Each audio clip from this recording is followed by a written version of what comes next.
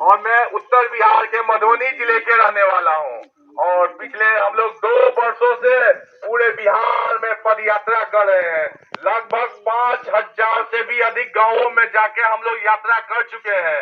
ये कोई आम यात्रा नहीं है, ये पद यात्रा है। और हम लोग आए हैं जन स्वराज पार्टी की तरफ से। जन स्वराज पार्टी का मतलब होता है जनता का सुंदर राज, उसको कहते हैं जन स्वराज। अभी हमारी यात्रा जो है पहुंची है सुपौल जिला में। अब आप बोलोगे भैया इधर क्या है उधर क्या है। आप लोग जानते ही हैं कि अंग्रेज आजादी से पहले महात्मा गांधी ने एक आंदोलन किया था। महात्मा गांधी ने पद यात्रा किया था पूरे भारतवर्ष में। उसी प्रकार प्रशांत किशोर जो कि जन स्वराज के सूत्रधार हैं, वो 2 साल से पद यात्रा कर रहे हैं, लोगों को जगा रहे हैं। अभी आप देखिएगा बिहार में आपका जो बिहार राज्य है वो ऊपर नहीं है, वो सबसे नीचे 28वां स्थान पे है। सरकार जो आंकड़ा बनाती है कि कौन आदमी कितना कमाता है, तो बताते हैं सरकार की एक आदमी जो है डेली 200 रुपया कमाता है। कागजी में आप लोग देखिएगा तो एक आदमी 200 रुपया कमाता है।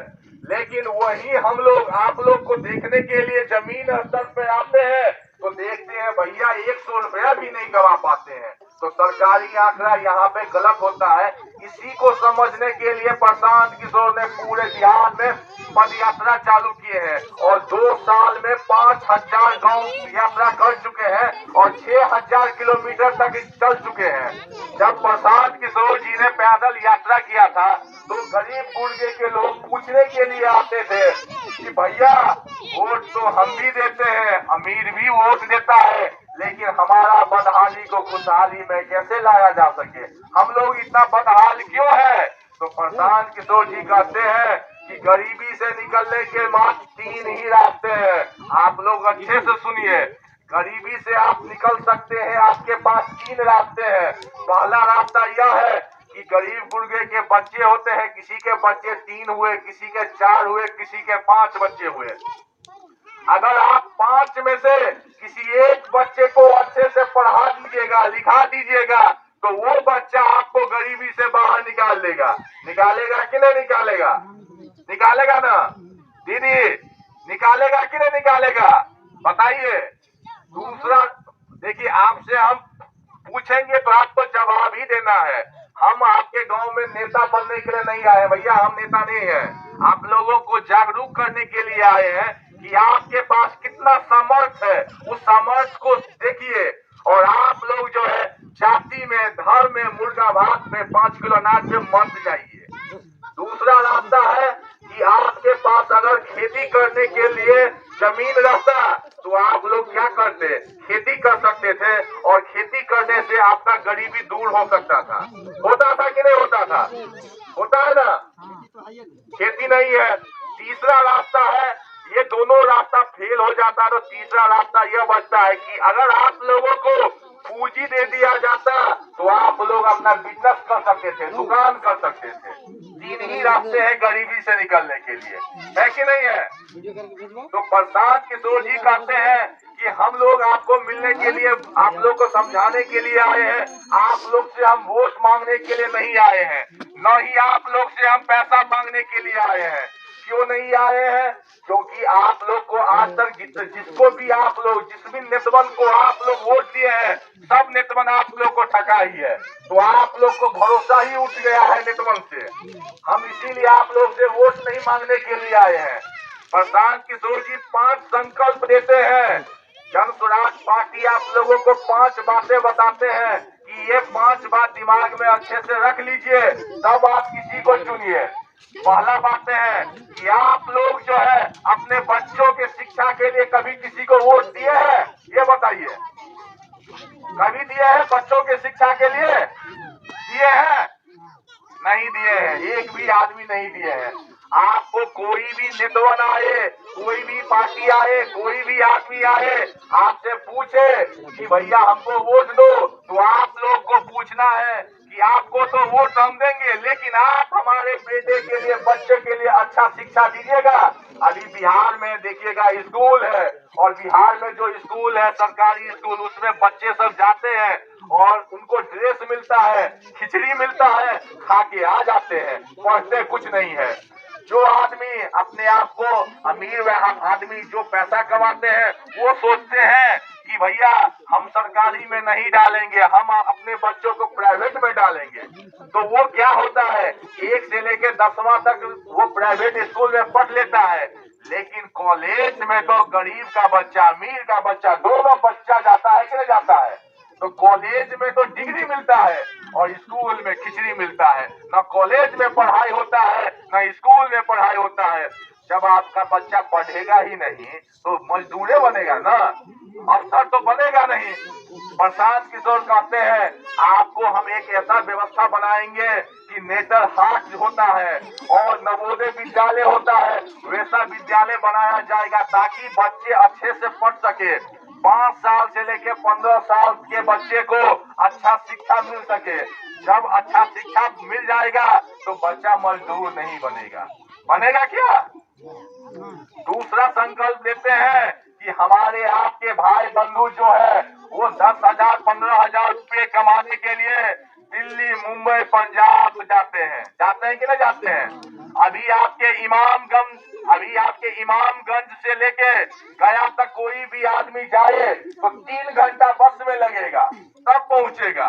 उसके बाद वहां से ट्रेन पकड़ के जाएगा दिल्ली, मुंबई।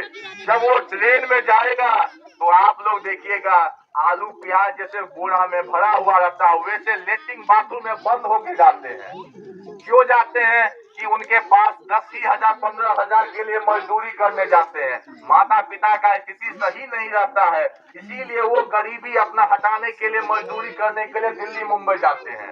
जब वो दिल्ली, मुंबई जाते हैं तब वहाँ पे उनको बड़े बड़े कंपनी, छोटे छोटे कंपनी में मजदूर की भांति उनको रखा जाता है, बिहारी कह के गाली दिया जाता है। ये बिहारी उनको गाली नहीं दिया जाता है, ये बिहारी हम सबको गाली दिया जाता है। उनको गाली नहीं दिया जाता, हम सबको गाली दिया जाता है। कभी आपने देखा है कि दिल्ली, मुंबई, पंजाब का बच्चा हमारे राज्य में आया है काम करने? तो हमारे राज्य के बच्चे क्यों जाते हैं? कभी आपने किसी से पूछा है क्यों नहीं से क्यों जाते हैं? तो इसका एक ही कारण है, वहाँ के जो लोग हैं, वहाँ का जो जनता है, वो अच्छा व्यवस्था के लिए सरकार को चुनता है। और सरकार जो है वहाँ का, वो क्या करती है, 10,000 15,000 रुपया कमाने के लिए वो व्यवस्था उसी राज्य में करती है, लेकिन हमारे बिहार राज्य में नहीं करती है। हम लोगों को मजदूर बना के रख दिया है। एक ने हमको मजदूर बनाया, दूसरा ने मजदूर सप्लायर बना दिया।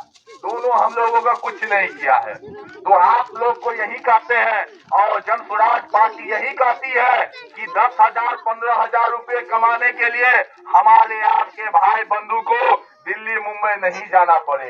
ये व्यवस्था यहाँ पे होना चाहिए और यहाँ पे जन स्वराज पार्टी करेगी। ये जिम्मेदारी जन स्वराज पार्टी ले रही है। तो आप लोग जो है सही व्यक्ति को चुने। तीसरा बात बताते हैं, अभी बिहार में हमारे जितने भी वृद्ध महिलाएं हैं, पुरुष हैं, उनको 400 रुपया बिहार सरकार के तरफ से दिया जाता है। ये 400 रुपया भीख दिया जाता है कि नहीं दिया जाता है?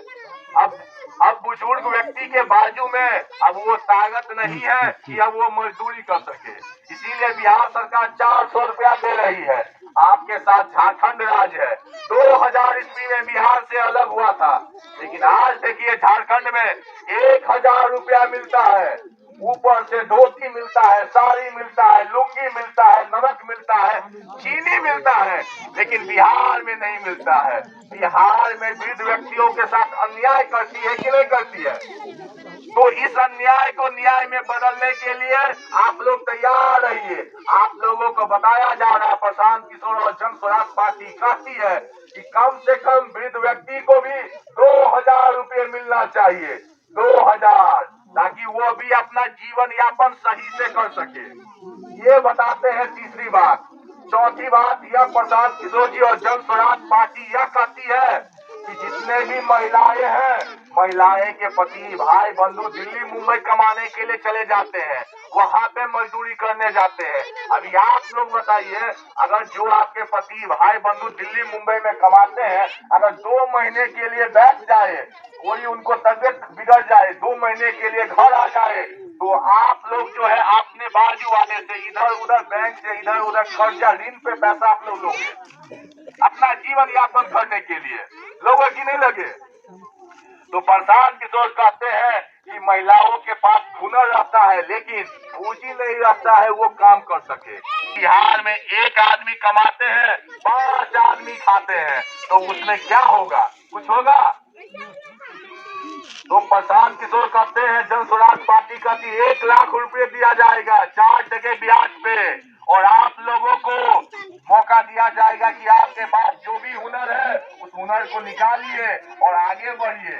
और 5वां बात बताते हैं, संकल्प बताते हैं, जितने भी लोग हैं वो किसानी करना चाहते हैं, उनके पास जमीन नहीं है, उनके पास मजदूर नहीं है, उनके पास खाद नहीं है, उनके पास जो पानी की समस्या है, तो इसके लिए प्रशांत किशोर कहते हैं